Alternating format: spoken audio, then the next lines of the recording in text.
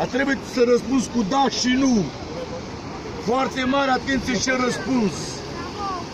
Pentru că tot ce vei spune aici, înaintea noastră și înaintea lui Dumnezeu, este un înger care scrie o carte de aducere aminte. Și trebuie să se împlinească cuvintele acestea cu tine. Crezi că Iisus Hristos este Fiul lui Dumnezeu? Crezi că El a venit din cer pentru noi pe pământ? Crezi că El a murit pentru noi, pentru întreg pământul? Crezi că El a stat 3 zile și a 3-a zi a înviat din morți după Scripturi?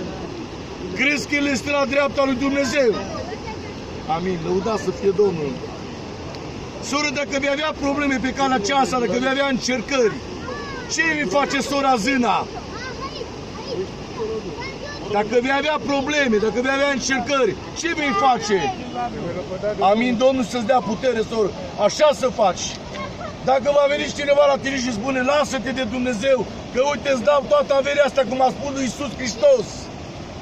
S-a citit odinioară aici că l-a luat Satana pe Iisus și l-a dus pe un munte înalt și a zis, vezi toate bogățiile acestui pământ.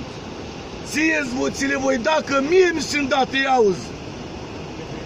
Dacă va veni la tine cineva să spună, iată îți dau sacul ăsta de bani, te lage Dumnezeu. Domnul să-ți dea putere. Îl iubești pe Domnul. Lăudat să fii Iisus Hristos. Până când vrei să îl slujești acestui Dumnezeu puternic, dă-i puterea aceasta, Doamne Iisus. Soră Zâna, crezi că Iisus Hristos are putere să vindece orice boală care ai? Aleluia! Aleluia! Crede că Dumnezeu care a făcut cerul și pământul, astăzi dacă vei crede pe baza credinței tale, Dumnezeu se va atinge de tine. Amin? Amin! Lăudat să fie Iisus Hristos. Crezi că El are putere să ierte toate păcatele tale? Aleluia, osanale! Bine, grăni Biblia. Lisau osanale stare în chiar.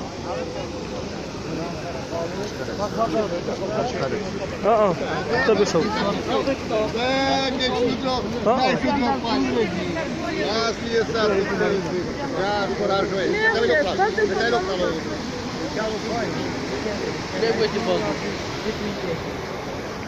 Cine a crezut să putere. Arăcăm cu tărmul. David. Cine crede.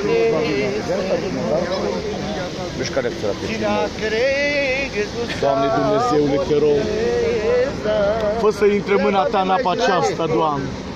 Încălzește-o Tu, Iisus. Protejează pe sora noastră Zâna, Doamne, cu căldura cerului. Protejează și pe Superman cu căldura cerului. Protejează-mă și pe mine cu căldura cerului, cu căldura Ta.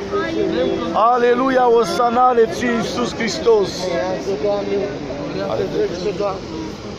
Dă-ne putere, Dumnezeul meu. Am dat după dată și mai ceară. Te rog, și mai ceară. Arăcăm cu tărmul. Te rog, Dumnezeul meu, fie bine.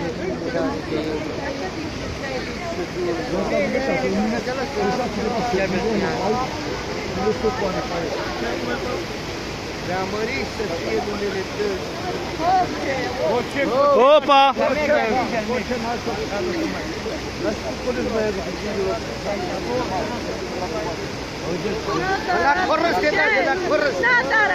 Te nada razem! Astăzi la noastră s-a făcut să boteze, lăudați să fie Domnul.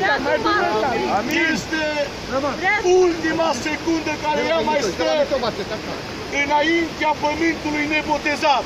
Nașul la și averi.